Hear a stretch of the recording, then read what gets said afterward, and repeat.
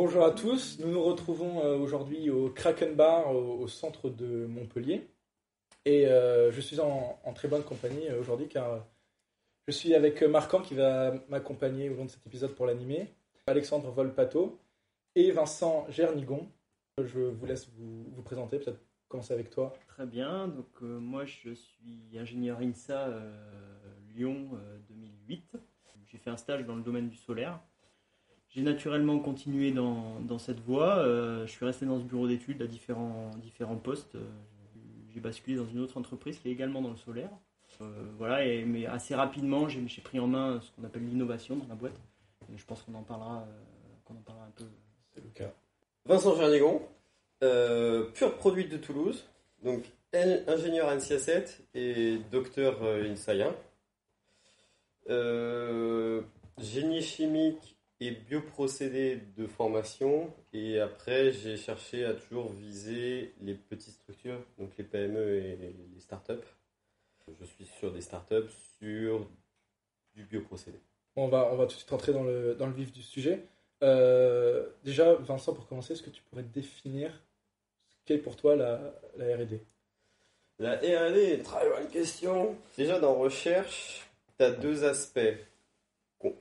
Tu as la recherche fondamentale, celle qu'on va essentiellement retrouver dans l'académique. Tu as la recherche appliquée. Là, tu recherches, mais tu as un objectif clair. Après, tu as le développement. Là, tu as trouvé quelque chose et tu essayes de le concrétiser vers quelque chose de commercial. L'innovation, c'est la R&D vue par les commerciaux. Tu cherches à le transformer ton idée en un business plan, en quelque chose. Sur la partie innovation, effectivement, on est sur la fin de la recherche appliquée. Et quelque part, on essaie d'utiliser les briques de la recherche appliquée pour les amener à des choses concrètes, à des business models, et donc les faire rentrer, disons, quand on parle d'une technologie, dans d'autres technologies, dans un système. Et vous jouez à tous les étages, c'est-à-dire vous faites toute la partie recherche, toute la partie aussi un peu marketing, un peu plus commercial, ou c'est très structuré Alors, je pense que ça dépend de quelle entreprise on parle et de quel poste on parle. Aujourd'hui, je travaille dans une entreprise qui s'appelle Apex Energy, donc dans le domaine du solaire photovoltaïque. On n'est pas fabricant. D'accord ? Donc déjà, ça veut dire qu'on ne fabrique pas de panneaux, on ne fabrique pas d'onduleurs, on ne fabrique pas de produits. En revanche, on va assembler toutes ces technologies pour en faire des centrales photovoltaïques. D'accord ? Donc nous, on est producteur quelque part d'énergie. Là où je travaille en particulier et le service travaille, c'est sur effectivement essayer de tirer profit de ces différents éléments, des nouveautés qui peuvent apparaître chez les uns chez les autres, de temps en temps essayer de stimuler aussi les fournisseurs pour essayer d'avoir des technologies qui soient plus performantes. Donc là, on est sur une forme d'innovation, d'innovation continue. Et puis de temps en temps, on a une innovation, ce qu'on appelle de rupture. Alors l'électricité en est une, donc on dit souvent que c'est pas en améliorant la bougie qu'on a inventé l'ampoule. Et donc il faut essayer de travailler sur ces deux aspects en parallèle, disons, essayer de faire évoluer les choses, rester sur la ligne de front, disons, de cette innovation pour être le plus performant possible et pour que l'entreprise se positionne de manière la plus pertinente possible. Ok, donc en quelques mots, améliorer ce qu'on sait déjà faire et ce qui existe déjà, et à côté quand même essayer de se préparer bien se positionner pour ce qui s'apprête à être nouveau, et créer des nouveaux marchés peut-être plus compétitifs. Exactement, donc identifier, et surtout sur ce deuxième aspect, c'est la problématique principale, c'est identifier. Déjà poser la question. Quand on pose la question de qu'est-ce qui ne va pas et qu'on arrive on a fait 50% du boulot.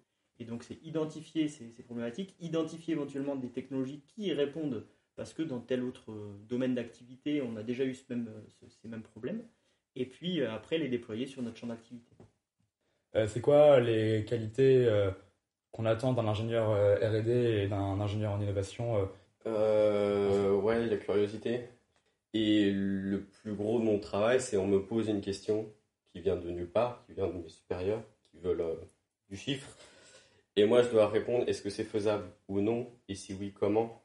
Il faut avoir une culture scientifique assez large pour déjà savoir si on va pas droit dans le mur directement ou pas. Et une grande partie du boulot, c'est chercher, tout simplement.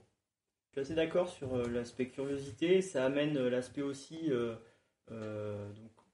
culture générale et donc ouverture d'esprit, disons, de manière à essayer de balayer un large spectre de possibilités. La persévérance, parce que des fois on rame, il se passe rien, et puis faut pas lâcher le morceau. Donc là-dessus, c'est vrai que les ingénieurs un peu généralistes sont plutôt bien placés, parce que, de par leur formation en tout cas, et après la personnalité rentre en ligne de compte, et la curiosité, l'envie de savoir, c'est hyper important. Pour pouvoir prendre le temps de lire, parce que c'est en mettant en lien des choses qui des fois ont rien à voir qu'on a une bonne idée, quoi. Du coup, il y a une grosse partie finalement bibliographie où on va lire ce qui est fait dans des labos de recherche. Il y a une grande partie du taf, oui, c'est de la veille scientifique. Et de la veille technique, c'est comme tu disais tout à l'heure, c'est regarder ce que font les autres. Est-ce qu'on peut pas s'en inspirer? Il y a aussi des réseaux, des groupes de travail. C'est une espèce de course du coup avec les concurrents, la concurrence. Par exemple, sur mon précédent taf, oui, on savait qu'on n'était pas les seuls et que ça se joue à celui qui ouvre l'usine en premier. La stratégie, c'était aucune communication. Donc on n'existe pas. Tu peux rechercher le site internet de mon entreprise précédente, elle n'existe pas. Mais la plupart des startups, du coup je parle de ce que je connais, ont, c'est vrai, tendance à surcommuniquer pour exister et se faire reconnaître. Ça aide à donner de la valeur à l'entreprise qui pour l'instant ne possède rien.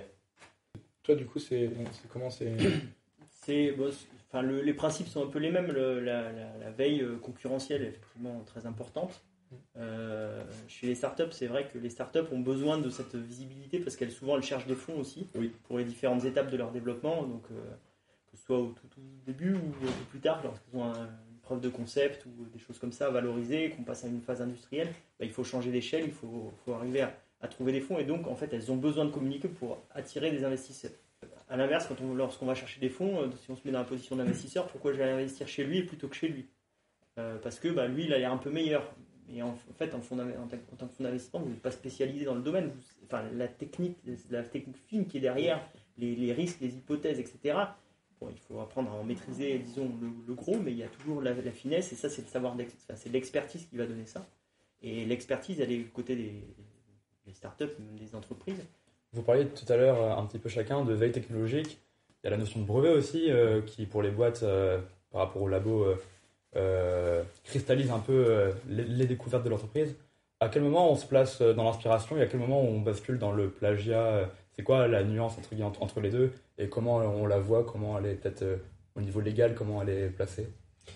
Alors, pour répondre, tout ce qui est publié, vu que c'est publié, c'est fait pour être échangé, partagé, c'est le principe même de la recherche académique, c'est le partage. Pour ce qui est des brevets, il y a une clause particulière qui fait que tu as le droit de prendre une invention décrite dans un brevet pour de la recherche. Pour ce qui est d'en tirer une valeur commerciale pour ton entreprise, évidemment, c'est interdit. Vous écrivez des papiers parfois Dans le privé, c'est pas que ça arrive pas, mais c'est une volonté secondaire. Parce que, effectivement, les startups vivent essentiellement des levées de fonds. Et un des premiers biais pour valoriser l'entreprise, évidemment, il faut qu'elle ait une certaine notoriété. Il faut qu'elle vende du rêve. Et un troisième biais pour valoriser l'entreprise, ce sont les brevets. Ça donne de la valeur. Ça donne une valeur commerciale à l'entreprise. On a tendance aussi à travailler avec des labos de recherche, à faire des co-tutelles, à faire des partenariats de recherche. Et souvent, côté académique, ce qu'ils recherchent, c'est de la publi ou de la thèse. Et donc forcément, il faut faire un compromis. Donc il peut arriver de sortir quelques publis en tant qu'entreprise privée. De ton côté, toi, Alexandre? Alors non, nous on ne publie pas, on travaille vraiment sur la partie aval, donc il n'y a pas un besoin de communiquer là-dessus.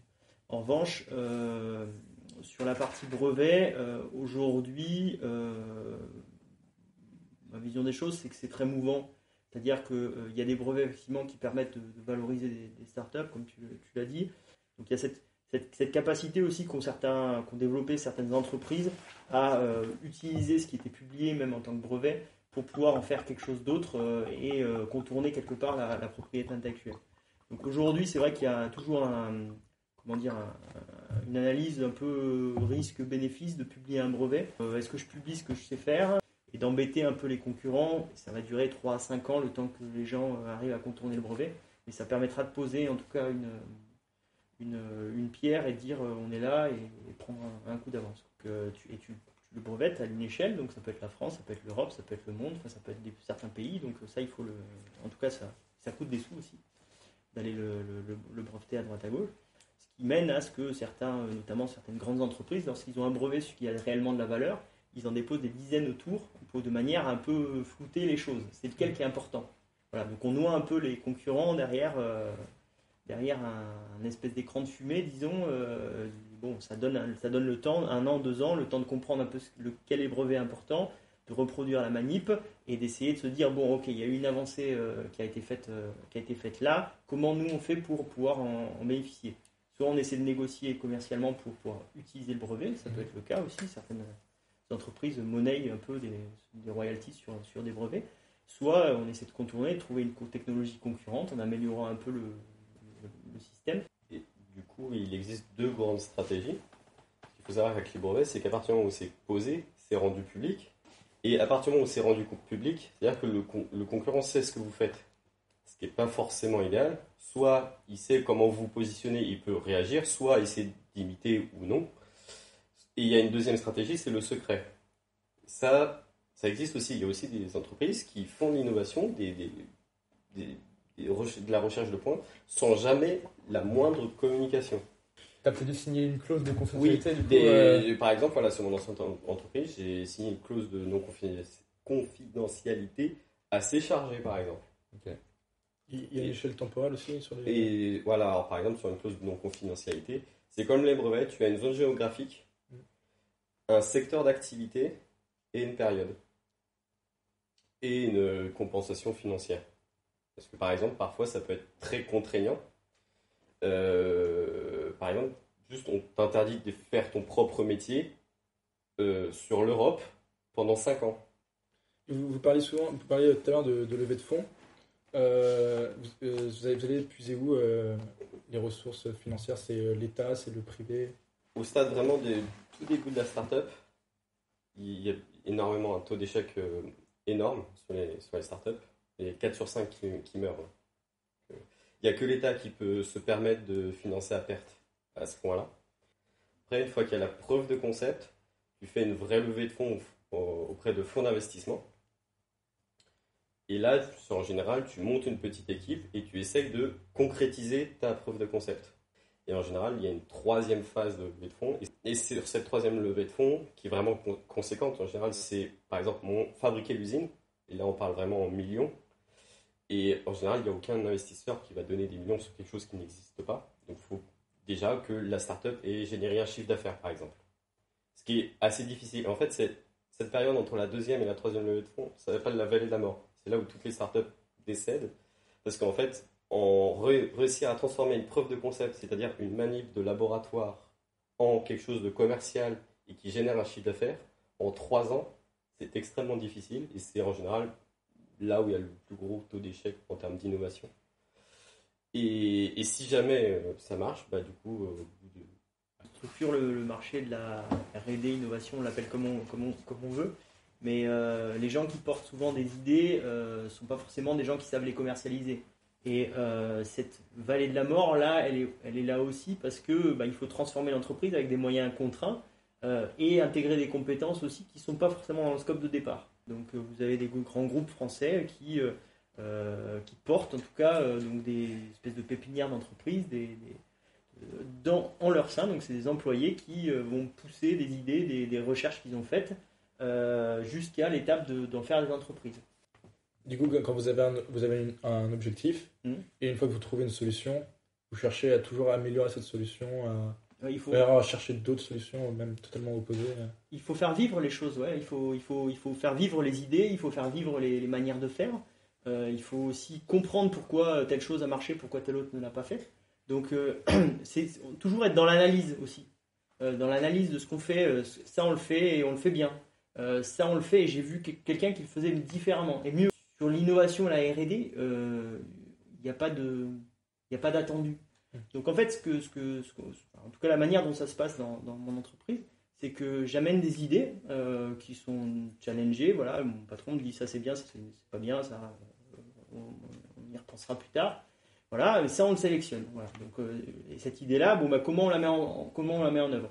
Donc après on met en place un plan d'action. Et après ce plan d'action, on essaie de le suivre, de le dérouler pour faire en sorte que au bout de un plan d'action, c'est un projet, c'est la gestion de projet, donc c'est du temps, des moyens.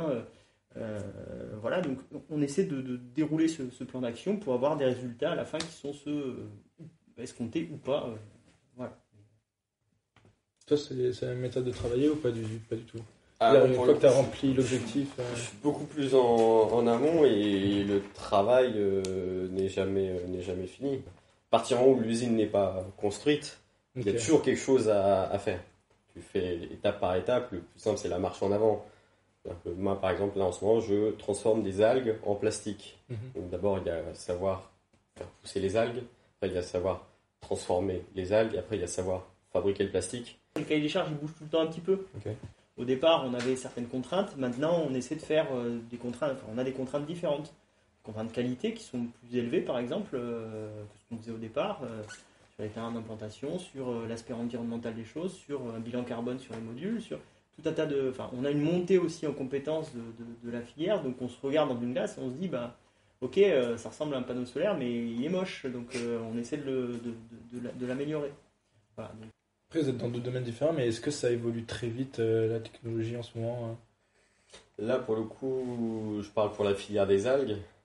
C'est une filière qui part quasiment de zéro. Les quelques exploitations, en tout cas en France, de culture d'algues qui existent, soit c'est de la récolte en mer, très peu, soit c'est de la culture artisanale.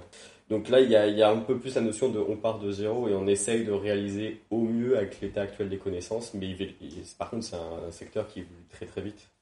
Justement parce qu'il y a à la fois côté académique un gros engouement et une grosse production de connaissances.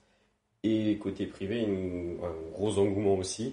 Et avec énormément de projets qui démarrent. Et qui du coup sont un peu évidemment concurrentiels. Nous, dans le solaire, ça bouge très très vite. C'est-à-dire que on est sur une loi de Moore, c'est-à-dire qu'à chaque fois que le marché double, on divise par 1,5 à peu près les prix, notamment des panneaux.